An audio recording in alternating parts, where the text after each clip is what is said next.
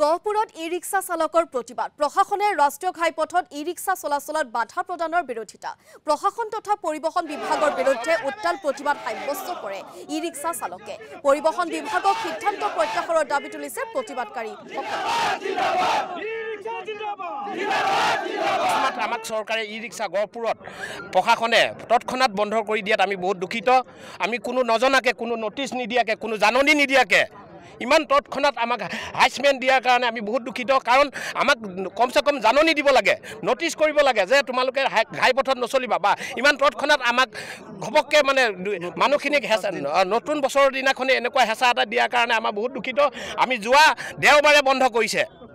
দেওবাৰৰ পৰা আজি আমাৰ এনেকুৱা মানুহ আছে ঘৰত চৌকা জ্বলা নাই আমাৰ খাবলৈ দিগদাৰ হৈছে আজিৰ ভিতৰত যদি আমাৰ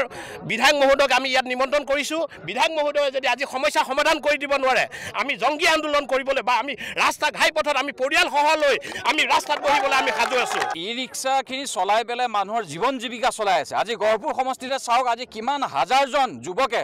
নিবনুৱা হৈ জীয়াই থকা যি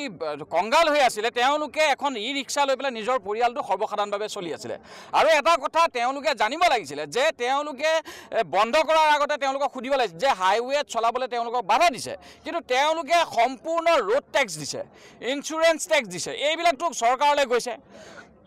গতিকে আমি এটা কথা ক'ব বিচাৰিছোঁ যে যদি টেক্স নল'লেহেঁতেন তেওঁলোকে অধিকাৰটো আছে তেওঁলোকৰ ৰাস্তাৰ অলৰেডি টেক্স দিয়া আছে সেই টেক্সেৰে ৰাস্তা পদূলি বনোৱা হৈছে গতিকে তেনেকুৱা এটা কাম চলি থকা অৱস্থাত তেওঁলোকক বন্ধ কৰাৰ ক'ত কথা আহি পৰে